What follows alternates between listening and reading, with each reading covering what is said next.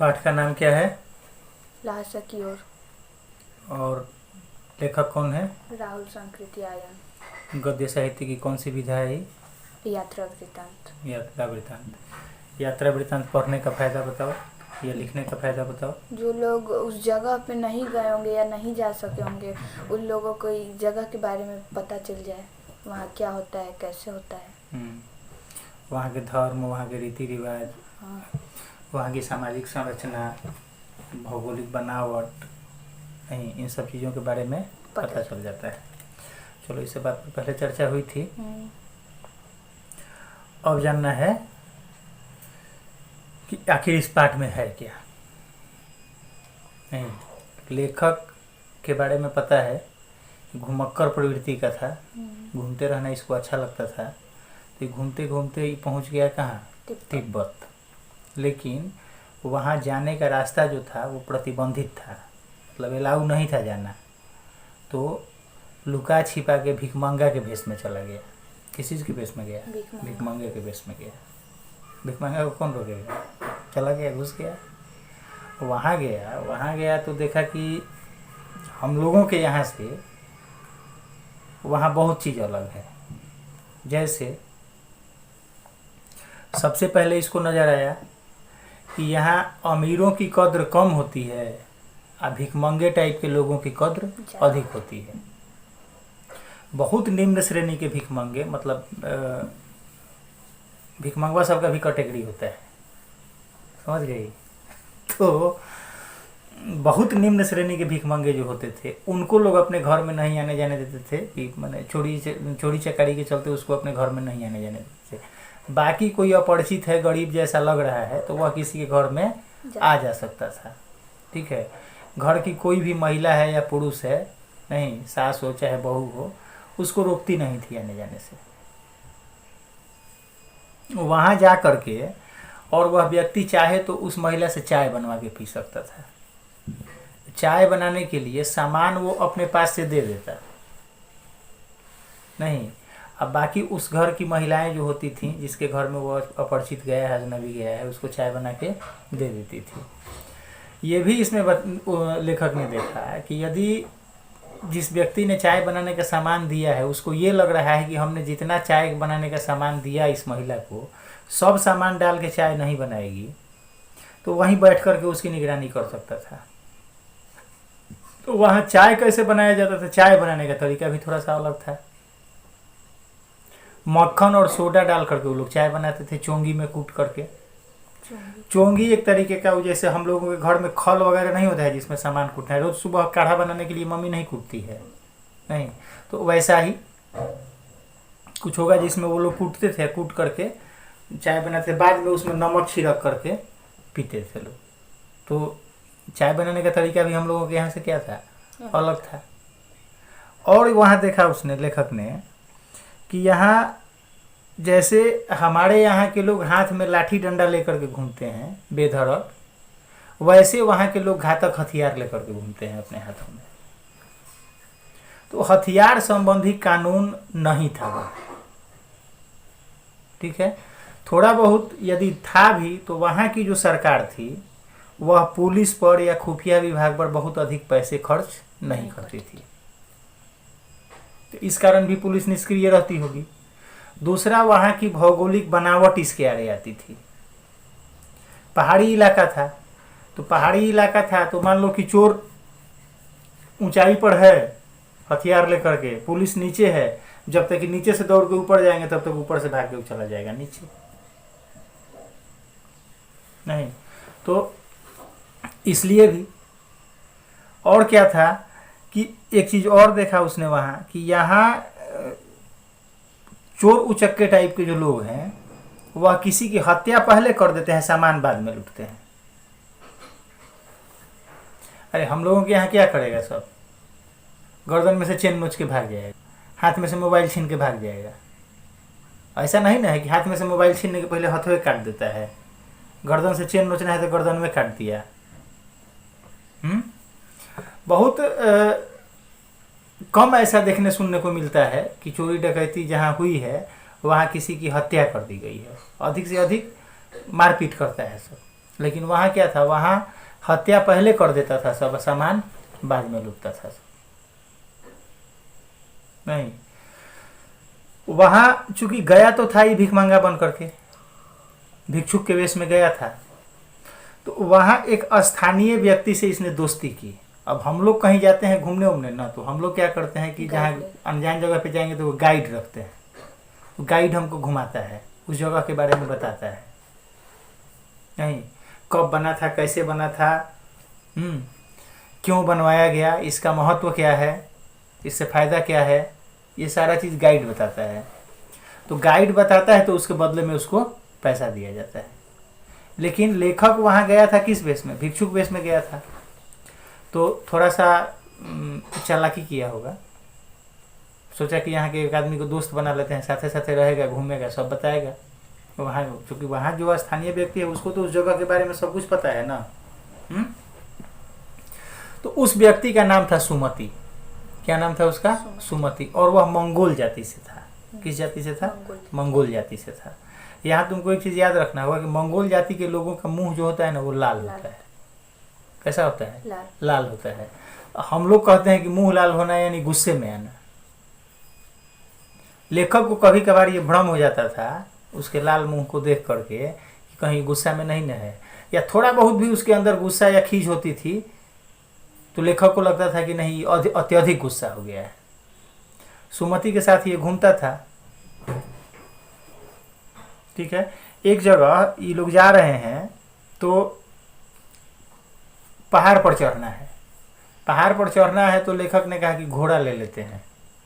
किराए पर ये लोग क्या कर लिया? घोड़ा ले लिया। तो वहाँ सुमति का घोड़ा जो था वो तेज चल रहा था, लेखक का घोड़ा धीरे धीरे चल रहा था। सुमति का घोड़ा एक तो तेज चल रहा था, इसके बावजूद सुमति क्या कर रहा था? अपने घोड़ा को दौड़ा रहा था, मारपीट के दौड़ाता होगा। लेखक अपने घोड़े को जिस रफ्तार से इस लेखक का घोड़ा चल रहा था उसी रफ्तार से लेखक अपने घोड़े को चलने दे रहा था। नहीं, तो यहाँ एक चीज हमको समझना होगा कि लेखक पशुओं के प्रति लेखक का जो दृष्टिकोण था या लेखक की जो भावना थी थोड़ी सी सुमति से अच्छी थी।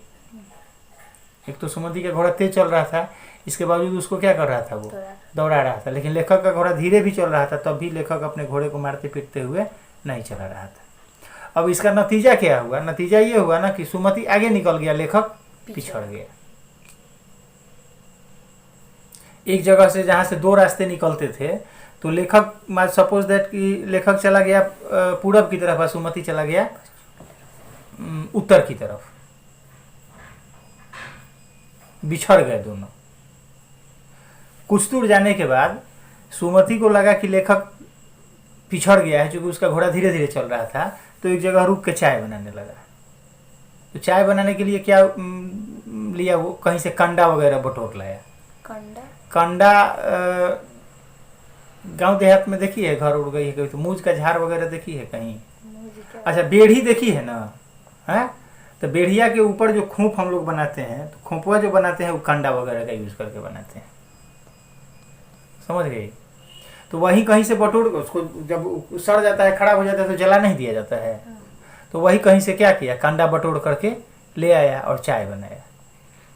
लेखक पिछड़ गया था। लेखक पिछड़ के गया था, लेखक तो दूसरे रास्ते पे चला गया था। तो सुमति बेचारा चाय बनाया और देखो ईमानदार था, चाहता तो चाय क्या करता है? पी लेता।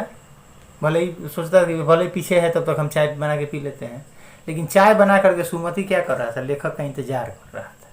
इससे जाहिर ये होता है ना कि भले ही तिब्बती लोग गरीब थे, नहीं भिक्षा मांग करके अपना काम चलाते थे, लेकिन ईमानदार होते थे। अब कुछ चोर उचक्के टाइप के लोग थे जिनका काम में था चोरी डकैती करना, उनको छोड़ दीजिए, नहीं तो सब जगह है वैसे लोग। लेकिन बावजूद इसके वहाँ की आबादी जो थी वो ईमानदार रही हो, नहीं, क्योंकि चाय भी नहीं पिया लेखक को छोड़ करके। लेखक नहीं आया, चाय ठंडा हो गया, फिर गरम किया बेचारा, फिर गरम करके इंतजार कर रहा है, फिर नहीं आया। हाँ, ऐसे करके वो 2-3 बार उसको चाय गरम करना पड़ा। तो जाहिर सी बात है कि थोड़ा सा गुस्सा तो आएगा ना। और तब तक लेखक अब फिर रास्ता बहुत दूर आगे निकल गया, वहाँ से फिर घूम करके इधर की तरफ गया। सुमति जब मिला तो चाय वाय पी करके, हालांकि सुमति थोड़ा सा गुस्से में था, नहीं मुंह लाल था ही, थोड़ा सा गुस्से में था तो और ज़्यादा लाल हो गया था। तो लेखक को लगा कि नहीं बहुत अधिक गुस्से में है, लेकिन खैर ऐसी कोई बात नहीं थी। चाय पी करके फिर ये लोग आगे बढ़े। वहाँ के लोग बौद्ध धर्म को अधिक मानते थे। किस चीज़ को मानते थे? बौद्ध धर्म को। धार्मिक मान्यता वहाँ की क्या थी? बौद्ध धर्म थी। नहीं तो बौद्ध धर्म के लिए जहाँ तहाँ बौद्ध मठ जो बने हुए थे उसको वहाँ विहार कहा जाता। विहार नहीं, विहार कहा जाता था। और जैसे हम लोगों के यहाँ मंदिर में पुजारी होते हैं, मस्जिद में मौलवी होते हैं, चर्च में पादरी होते हैं, वैसे ही वहाँ विहार में जो लोग रहते थे उनको नमसे कहा जाता था। ठीक है। खेती करने लायक भूमि वहाँ या तो नहीं थी, और जिनके पास खेती करने योग्य भूमि थोड़ी बहुत हुआ करती थी उनको लोग, वहाँ के लोग जागीरदार कहते थे। क्या कहलाते थे वे लोग? जागीरदार कहलाते थे। नहीं, एक चीज और वहाँ अलग था हमारे यहाँ से। वहाँ खेतों में काम करने वाले मजदूर जो थे वो मजदूर मिल जाते थे मुफ्त में। बेगार शब्द का यूज किया गया है किताब में। तो यहाँ कहने का मतलब ये है ना कि मजदूर, यहाँ वहाँ गरीबी इतनी अधिक थी कि पैसा देना तो दूर की बात है, नहीं लोग खाना खिला करके मजदूरों से अपने खेतों में काम करवा लिया करते थे। मजदूर खुशी खुशी काम कर देते थे। आप अंदाजा लगाओ कि कितनी गरीबी रही होगी वहाँ। हम लोगों के यहाँ घंटा भर के लिए भी किसी मजदूर को बुलाएं तो बिना पैसा का काम करके जाएगा, उसके लिए भी उसको पे करना पड़ेगा, उसके लिए भी उसको पैसा देना पड़ेगा। लेकिन वहाँ मजदूर मिल जाते थे सिर्फ रोटी खा करके, खाना खा करके।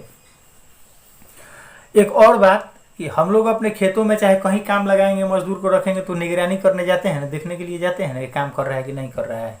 वहाँ के जो जागीरदार होते थे वो खेतों में अपना काम देखने नहीं जाते थे। ये काम किसके जिम्मे था? नमसे लोगों के जिम्मे था। नमसे जाकर के खेतों का काम देखते थे। और वो मजदूर जो खेतों में काम करते थे वो नमसे को और जागीरदार को भगवान जैसा मानते थे। पेट जिसने भर दिया उसका ये एहसान मानते थे ये लोग। तो इसलिए भी वहाँ के लोग ईमानदार थे। नमक हराम नहीं थे कि जहाँ का खा रहे थे उसी को गाली दे रहे थे। वहाँ के लोग जो उनको खिलाता था ना, जिसके ज़मीन पे काम करते थे, जहाँ से उनका पेट भर जाता था, उसको वो लोग भगवान जैसा मानते थे।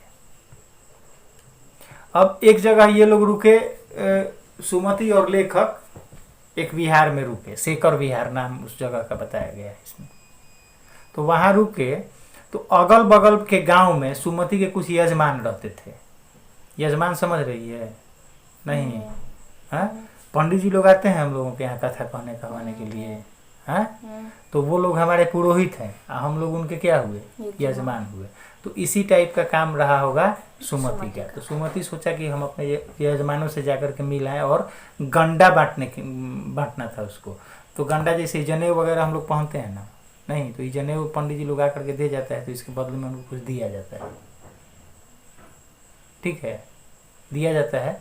तो वैसे ही सुमति जाकर के कुछ इसी टाइप का कुछ रहा होगा, तो वहाँ उसको कुछ मिलता। तो लेखक ने सुमति को मना कर दिया कि नहीं, तुम कहाँ जाओगे गंडा बांटने, यहीं बैठो। क्या सोच करके मना कर दिया उसको? कि उसको 2-3 दिन लग जाएगा, उसको वहाँ लंबा टाइम लग जाएगा, इधर हम अकेले हो जाएंगे। तो हम कहीं अजनबी जगह पे हैं, अपरिचित जगह पे हैं, तो वहाँ हम क्या करते हैं, हम चाहते हैं ना कि हमारे साथ कोई रहे जिससे हम अपनी बात, हम अक्सर बातचीत करते रहें। तो सुमति चला जाता तो लेखक अकेले हो जाता। तो यह सोच करके लेखक ने सुमति को मना कर दिया कि नहीं, तुम मत जाओ। लेकिन अचानक लेखक की नजर पड़ गई उस विहार में रखी कुछ पुस्तकों पर, जिसको इस किताब में पोथी कहा गया है। तुम्हारे किताब में जो लिखा हुआ है, क्या लिखा हुआ है? पोथी लिखा हुआ है। तो पोथी पे नजर पड़ी। वो पोथी क्या थी? तो उसमें भगवान बुद्ध के उपदेश लिखे गए थे हाथ से। तो उस समय तो प्रिंटिंग प्रेस रहा नहीं होगा, किताब छप जाए, तो हाथ से लिखा गया था। हाथ से लिखेंगे तो जगह भी ज्यादा लगेगा, नहीं तो इसलिए वो मोटी मोटी पुस्तकें हो गई थी। अब बहुत मोटी पुस्तकों को हम क्या कहेंगे, क्या कहते हैं? पोथी। हालांकि कोई ज़रूरी नहीं है कि बहुत मोटी किताब हो उसी को पोथी कहें। हम लोग जब पढ़ते थे ना, हम लोग पढ़ते थे तो 25 पैसा में किताब मिलता था, उसका नाम था मनोहर पोथी। अब मनोहर पोथी में पेज यदि काउंट करो तो पेज मुश्किल से 15-20 गो पेज रहता होगा, लेकिन उसमें एक छोटे बच्चे को जितने चीज़ों की जानकारी चाहिए जरूरी, वो सब उसमें था। मतलब उसमें क से ग तक था, ए से जेड तक था, 1 से 100 तक गिनती था, 1 से 20 तक पहाड़ा था, इकाई दहाई सैकड़ा हजार, जो 1, 10, 100,000 तुम लोग गिनती हो वो था। 1-2 गो बढ़िया बढ़िया कविता भी थी। उठो सवेरे रगड़ नहाओ रोज, इस विनय कर शीश नवाओ, ऐसे करके रोज बरों को छुओ पैर, कभी किसी से करो न बैर। मनोहर पोथी की कविता पढ़ा हुआ अभी तक याद है नहीं। कहने का मतलब है कि एक छोटे बच्चे को जितने चीज़ों की जानकारी चाहिए वो सब वही 15-20 पेज में था नहीं, तो इसलिए भी वो पोथी था। शेखर विहार में जो लेखक ने देखा वो बौद्ध धर्म की हस्तलिखित पुस्तकें थी, हस्तलिखित पोथियां थी, और एक पोथी का वजन था कम से कम 15 सेर। 15 सेर का मतलब हुआ लगभग 7-7.5 किलो। एक सेर में 400-450 ग्राम होता है, आधा किलो से थोड़ा सा कम होता है। और आज जैसे हम लोग किलोग्राम ग्राम में वजन नापते हैं ना, तो वैसे ही पहले सेर पसेरी छटाक वगैरह में लोग वजन नापते थे। और उन पुस्तकों की संख्या थी 103। 103 पोथियां वहां रखी हुई थी। मतलब 7.5 किलो का 103 103 वो किताब रखा हुआ था। लेखक को मन किया कि किताबुआ पढ़ते हैं। लेखक देखो घुमक्कर प्रवृत्ति का था, लेकिन पढ़ता भी बहुत था, और घूमते घूमते उसने बहुत ज्ञान अर्जित किया था, इसीलिए वो महापंडित कहा जाता है। तो पढ़ना शुरू किया। अब देखो, अब मन से यदि हम पढ़ना शुरू करें तो उस बीच में हम चाहते हैं कि हमको कोई डिस्टर्ब नहीं करे नहीं, तो अब सुमति था वहां। तो लेखक को लगा कि अब तो बीच बीच में डिस्टर्ब करेगा हमको, तो लेखक कह दिया कि एगो काम करो, तुम जाकर के अपना गंडा बांटाओ। ठीक है, उसको भेज दिया गंडा बांटने के लिए। तो अब किस लिए भेज दिया? पुस्तक पढ़ने के। हाँ, कि उसको पुस्तकों को पढ़ना था। और परीक्षा में आशय स्पष्ट करने के लिए पूछता है कि इसमें एक जगह लिखा हुआ है कि अब मैं उन पुस्तकों के भीतर था। तो भीतर था का मतलब क्या कि किताबों में घुस गया था? नहीं, बहुत मन से पढ़ रहा हाँ, बहुत मन से, एकदम पुस्तक पढ़ने में तल्लीन हो गया था, रम गया था पुस्तक पढ़ने में।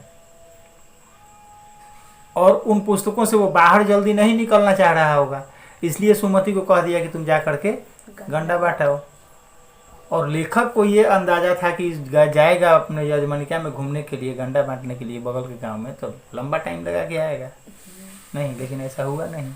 शाम तक आ गया। गया, फिर 3-4 घंटा के बाद शाम तक तो वापस आ गया नहीं। तो यहाँ से फिर वो लोग अपना आगे की यात्रा किए। यहीं तक इसमें लिखा हुआ है। अब एक ये हो गया मुख्य मुख्य बातें इस कहानी की, या इस यात्रा वृत्तांत की, कहानी की नहीं, यात्रा वृत्तांत की मुख्य मुख्य बातें हो गई। अब इसमें कुछ जगहों के नाम हैं, और इस पाठ में तथ्य बहुत अधिक हैं। तथ्य का मतलब आता है, समझ रही है? हाँ, बताएं। अच्छा देखो, जैसे तुमसे पूछा जाए कि आज कौन दिन है, तो क्या बताओगी? शनिवार। शनिवार। तारीख पूछा जाए तो क्या बताओगी? 29 तारीख है। महीना पूछा जाएगा तो क्या बताएगी? अप्रैल है। साल पूछा जाएगा तो क्या कहेगी? 2021 है। हाँ, यही ना। लेकिन अब पूछा जाए कि दिन भर का मौसम कैसा रहा, तो इसमें तो तुम अब अपने मन से कि धूप उगा, बारिश हुई, बादल छाए, हवा चली, नहीं, अपने मन से कुछ कहोगी। तो ये जो तुमसे पूछा जाएगा ना कि दिन भर का मौसम कैसा रहा, तो इसकी तुम व्याख्या करेगी। जो है वो है, या कुछ अपने मन से भी जोड़ करके कहेगी। लेकिन पीछे तुमसे जितने प्रश्न किए गए, इसमें जो है वही कहना पड़ेगा तुमको। दिन शनिवार, तारीख 29, महीना अप्रैल, साल 2021, ये सब तथ्य हुआ। भारत कब आज़ाद हुआ? तो 15 अगस्त 1947 को, ये तथ्य है। भारत की राजधानी कहाँ है तो दिल्ली, ये तथ्य है, इसमें हम हेर फेर नहीं कर सकते हैं, नहीं। लेकिन भारत की आज़ादी के लिए महात्मा गांधी ने क्या योगदान दिया, अभी व्याख्या करेंगे इसका हम। नहीं, बहुत योगदान था उनका, इसमें से हमको जितना याद आएगा सब बताएंगे, जो नहीं याद आएगा उसको छोड़ देंगे, लेकिन फिर भी व्याख्या पूरा हो जाएगा उसका, नहीं, व्याख्या उसका पूरा हो जाएगा कि हाँ भारत की आज़ादी में महात्मा गांधी का क्या योगदान रहा, हमने बताया। नमक आंदोलन किया, विदेशी कपड़ों का बहिष्कार किया, अनशन पर बैठे, जेल गए, लाठियाँ खाई, नहीं, सारा कुछ कह सकते हैं। तो इस पाठ में जो है ना, इस पाठ में तथ्य बहुत अधिक है। किन किन जगहों पर लेखक गया तो तुमको नाम रखना पड़ेगा कि थोंगला गया, लांगकोर गया, शेखर विहार गया, नहीं, जगह का नाम रखना पड़ेगा। बौद्ध मठों को क्या कहा जाता था, तो जो तथ्य है वही है, विहार कहा जाता था। बौद्ध मठ के पुजारी होते थे उनको क्या कहा जाता था, तो नमसे कहा जाता था। जिनके पास खेती योग्य भूमि होती थी उनको क्या कहा जाता था, जागीरदार कहा जाता था, नहीं। तो ये तथ्य तुमको इस पाठ को ध्यान से पढ़ करके इसके जितने भी फैक्ट्स हैं, तथ्य हैं, वो याद कर लेने होंगे, नहीं। बहुत बातें सुन करके दिमाग में आई होंगी। एक और चीज़ है, छूट गया था, वहाँ के भीख मंगे जो थे ना, जब भीख मांगना होता था उनको तो टोपियाँ निकाल करके ऐसे रख देता, आगे वाले के कुची कुची कुची कुची करता था, सब दांतवा निकाल के, ठीक है, दांतवा निकाल करके क्या क्या बोलता था, कुची कुची। तो वहाँ कुची कुची का मतलब होगा दया, दया, दया कीजिए, दया कीजिए, नहीं। जैसे यहाँ लोग नहीं कहते कि अल्लाह के नाम पर दे दो बाबा, भगवान के नाम पर दे दो बाबा, नहीं, वैसे वहाँ के लोग क्या करते थे, टोपी निकाल करके कुची कुची कुची कुची करते थे। भीख मंगवा भी रईस था, सब टोपी पहनता था ना। उस समय के तिब्बती समाज के बारे में, तिब्बती सामाजिक व्यवस्था के बारे में, धार्मिक मान्यता के बारे में, नहीं, कानूनी प्रावधान जो था उसके बारे में, नहीं, खेती करने के तौर तरीके के बारे में, ये सारा कुछ इसमें बताया गया है।